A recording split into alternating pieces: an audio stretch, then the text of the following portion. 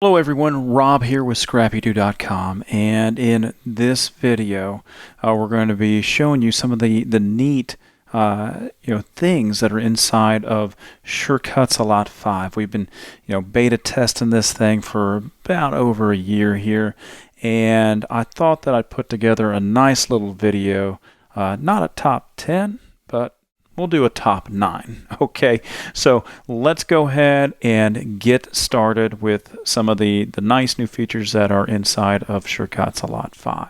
Right, so pop-out panels inside Surecuts a Lot 5, a very neat experience to have, or new feature to have here inside of Surecuts a Lot. We all know that inside Surecuts a Lot 4, your panel section here, I mean, you click on these in order to shift through them, and sometimes we're able to somewhat manage it by like double clicking this, and now we have this little bar here to kind of help us see stuff.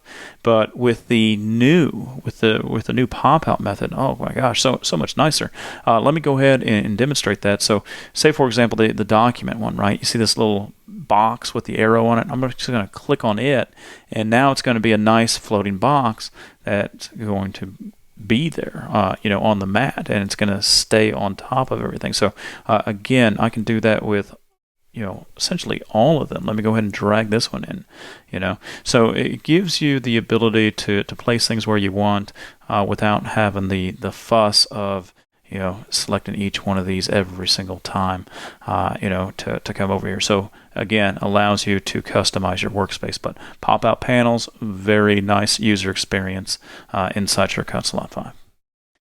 So if you ever used a program that's a vector program that offered the ability to add your own guidelines, then you'll actually know how frustrating it is to actually design something without them. And so inside Surecuts a Lot 5, you do have the ability to have guidelines that you're able to simply just drag them out from either the far left ruler here or up here on the top, and place them in precise locations where you would like. To give you a quick example of this, and I'm going to zoom in here. Maybe we'll do like 150. Okay, and I'm going to go ahead and scroll all the way up here, and I'm going to go ahead and bring a guideline down here and say, like, I just want to drop it right there. Okay, all right, and then let me go ahead and drag another one that's going to be right here. All right, so now I have this shape that I am looking to put and nudge right there in the corner. Okay, so again, you're seeing that's very easy. Now, in order to get that magic to happen, a couple things need to be check marked, so please make sure you have this show guidelines. All right, that's important. And then up here under the view snap to, you want to make sure guidelines is selected, and that's what's going to allow you to do that. Now, you'll see that we have this nice little edit button here. Again, great for those that are wanting to be precise. You're going to have this little window appear here. All right, and you have the horizontal one, right? So horizontal is going to be essentially the y-axis here. So you can see that 1.507, that's where that is actually laying at. And if you needed that to be a little more exact, maybe you needed that to be exactly 1.5, just go ahead and type that in and hit modify. Obviously, it's going to ignore the X value there. Okay, and same thing goes for the vertical. All right, so you can see that it is at the 1.51. That's right here. So 1.51, and again, say we needed that to be exact. So let's go ahead and change that to 1.5. And now I'm going to go ahead and click on the modify. And now that's going to be exactly at 1.5. And now I can actually hit done, and I can go ahead and move this shape into that exact location where I need it to be. So again, that's what the guidelines will do there for you inside Surecuts a Lot 5. So in Surecuts a Lot 5, one of the neat things that they have now is the template, a template that you can have on your mat to help guide you in creating. Okay, it's found under the document side right here. So if you click on the show template, just to give you an example, it's a wine glass, right?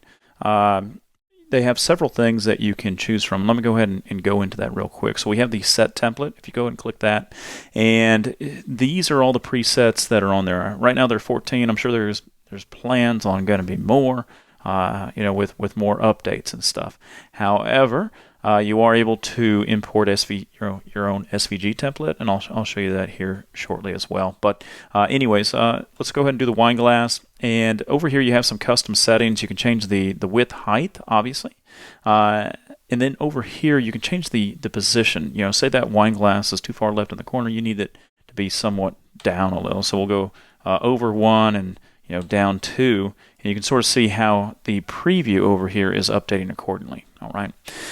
You got the fill color there. I'm going to keep that standard. I'm going to go ahead and click on OK. And I'm going to go ahead and sort of show you that you can have text here, and you can simply size it right to the glass that you're wanting to use. Okay. So that's what those templates are for. They're not going to be cut out. So obviously, if you go preview, the only thing that's cutting here is going to be the text. It's not going to be the template or anything like that. All right. Now let's go ahead and show you how you'd be able to add your own kind of template. All right. So let's go back to set template. Under My Mats, I'm going to go ahead and click on this thing right here with the little new button. So I click on it, and right here I have an iPhone 6 Plus template SVG file that I found on the internet. I already know that it's already sized perfectly and everything, but I'm going to go ahead and click on open. And now I can select it, and again, I can change the position and everything, but it gives me an idea on how I would like to decorate my iPhone 6s Plus. Okay, so again, just think of all the neat possibilities that you can do, and it's really going to help you in designing and making sure that you're sizing everything correctly before you hit that cut button. All right. Moving right along in the new stuff here inside Shortcuts Lot 5 is going to be the additional import options. So Shortcuts Lot 5 has added 9 additional import file formats to cover a wide variety of embroidery types. And if you're an avid Shortcuts Lot user, obviously if we're going to import stuff like SVGs, stuff like that, it's always file import. Same thing here. And you'll notice that in the little drop-down menu here, we have some stuff that we haven't even seen before. So you have the SEW, VIP, JEF, HUS. All of those are variety of embroidery style of format here. And anyways, just like anything else here, I'm going to go ahead and paste this here, this file here. And like I said, I'm just going to go ahead and click on the open. And there it is. There's the it's a little boat file and everything. But yeah, you can see that this embroidery file came in just nice and neat inside Shortcuts Lot 5. Okay, so that is the additional import options that are new inside Shortcuts Lot 5. So clipping. With Shortcuts Lot 5, we now have the ability to clip a photo or an image into a shape, for example. And I'm going to show you how we can do that here inside Shortcuts Lot 5. Very, very simple to do. I just have a photo of myself, my child here, and I have the heart. And essentially, I'd like to have the, have this do somewhat like a print cut, but have the, have this picture be in the shape of the heart. Okay, so fairly easy to do here inside of Shortcuts Lot 5.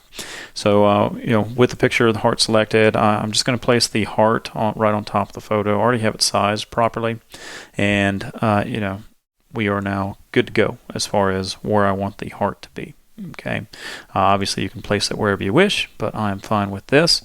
The next thing that we need to do is we need to make sure that the punch out, the shape is on the bottom of the photo.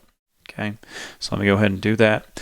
And with with both selected here, I'm going to go up here, go to Object, and then I'm just going to go up to Clip Path, set Clip Path, and there you go. That's it. So very simple, very easy to do. Inside of Shortcuts Lot 5. Symmetrical Mirror inside Shortcuts Lot 5 a new effect that is built inside and allows you to create some neat things. This right here, I just grabbed a bunch of these little swirls from the library and just put it on here. And what the symmetrical mirror will do for you, let me go ahead and bring the effect menu in. I'm going to go ahead and select this first, go up to Effects, Symmetrical Mirror. And you'll notice that we have some things that we never had before. All right, so we have left to right, and essentially this allows you to, this is the little slider bar on here. And you can click Update Preview. It allows you to create some pretty neat effects that are inside here. So, for example, if I slide it to the far right, I hit Update. Look at that, very effortlessly did we create this, and it's symmetrical, meaning that it's the same on the other side. We didn't have to do a copy, paste, flip, or anything like that and position it into size. We're utilizing this little slider as a way to essentially mirror the item. Okay, you have several things. You have left to right, right to left, top to bottom, and bottom to top. But anyways, once you found your sweet spot that you want, you can go ahead and click OK, and it's there for you. So again, makes that very, very nice and neat. Okay, let's take a look at some other ways that you may want to do this. So this is just one of those swirls. Select it, go to Effects. I'm going to go to Symmetrical Mirror, and again, let me go over here and create this. I'm going to go ahead and click on OK, and then guess what? We can go ahead and mirror this as well. So let me go ahead and move this. You can see that they move as a group. I'm going to go ahead and go up to the Effects menu, go back to Symmetrical Mirror, and let's do bottom to top and see what kind of neat effects that we can do here, right? Or maybe we want to do top to bottom. Let's go ahead and slide this thing all the way down here and update the preview. And oh gosh, that looks pretty neat. Let me go ahead and click on OK, and we just created a unique design. And that you can use on cards and embellishments. Pretty neat. The symmetrical mirror should allow some more creativity when you're utilizing this software. All right, so that's symmetrical mirror. Another new feature in Shortcuts 5 is under the effects menu you have the item here called Bridge Warp. Okay, this will allow you to essentially you'll create some parallel lines or even intersecting lines here in order to create that, like this effect right here. So essentially we started off with this text here and we ended up with this, and very, very easy to do. Simply just select the item that you're looking to do the effect to, go under Bridge Warp, and here you're presented with this menu here. As of right now, if you keep the keep this unchecked, you can sort of see that we have a nice little curve that this thing follows. All right, but if we do a straight warp, it sort of puts it into like a boxy kind of mode, which is really neat. And then you can go ahead and click on the sync offset, and it's going to match what you have here. Okay, so that's how we created the ice cube effect there. And these down here, so you really don't have to adjust the size before you go into this, because you can do it right here with the scale width as well as the scale height. So again, makes that kind of nice. And once you're done, you can click on the OK button. And again, to recolor stuff, it's just a right click, ungroup, and I just did a quick selection here, and then just went over to the color, and that was it. So you can create neat little effects like that. I don't know if any of you are old enough, or maybe you remember this show, The Home Improvement. Again, you can create that same sort of effect, utilizing the bridge warp. So again, this is going to open up a lot of opportunities for you to create your own custom kind of text artwork stuff. So very much welcomed feature is the effect right here of the bridge warp, and I think that everyone can see what it can do for you when you utilize those tools there. But again, really neat that they included that inside Shortcuts 5. So with this feature drop shadow, we could always get the same effect of somewhat like creating like a drop shadow by essentially doing something like that, where we're able to move it and stuff. Drop shadow effect, does have some features in there that it may take you a couple moves to do on a normal mat. We'll demonstrate that here for you. But anyways, let me go ahead and click on this one, the first Go team.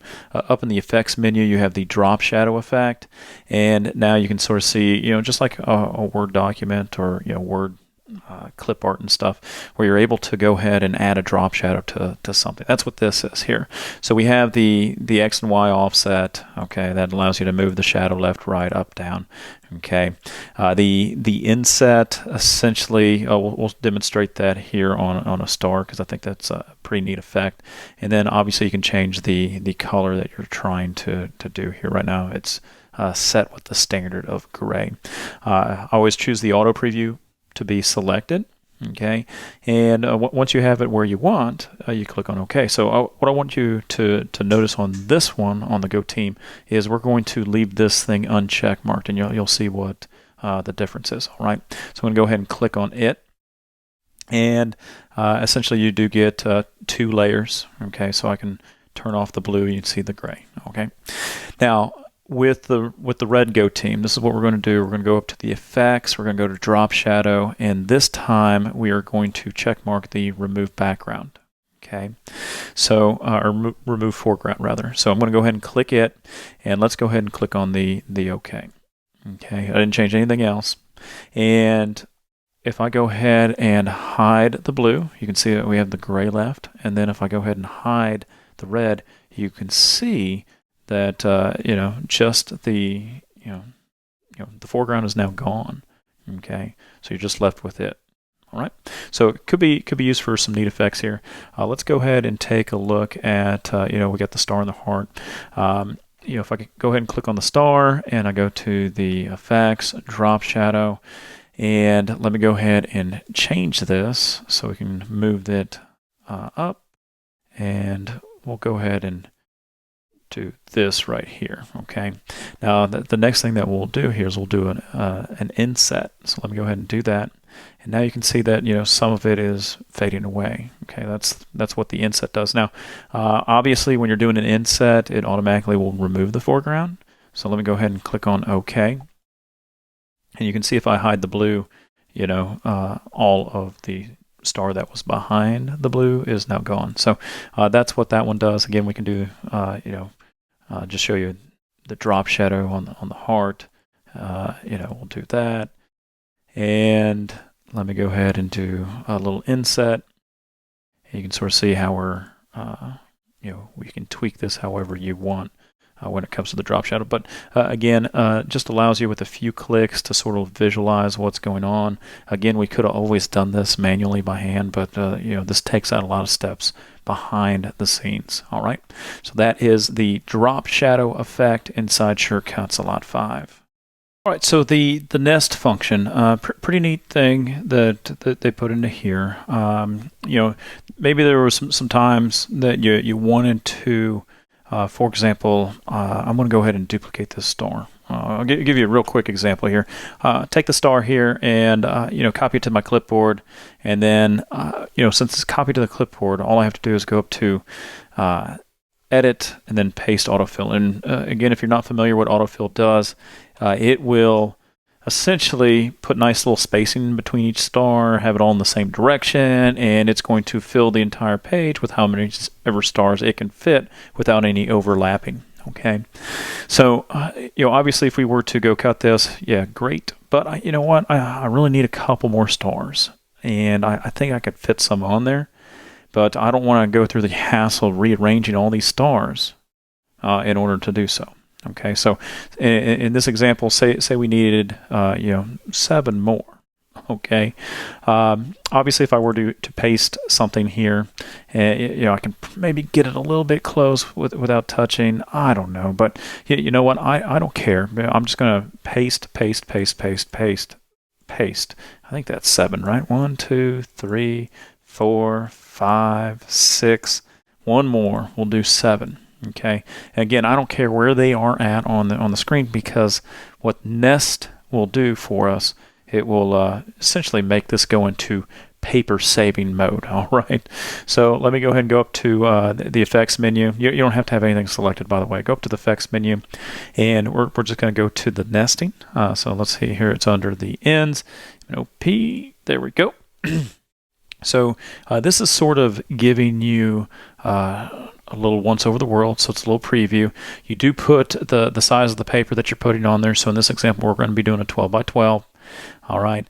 Spacing, you can adjust the spacing there, to your liking. But essentially, I'm just going to go ahead and click on Update Preview, and look at this. I think I can fit even more stars on here, the way that this works. So essentially, it can rotate the star, it can move it into a location, but again, we're utilizing the area, the height and width of 12 by 12 to give us that function. All right, but yeah, that's the nesting. Again, all you have to do is click OK, and all the shapes are going to move there.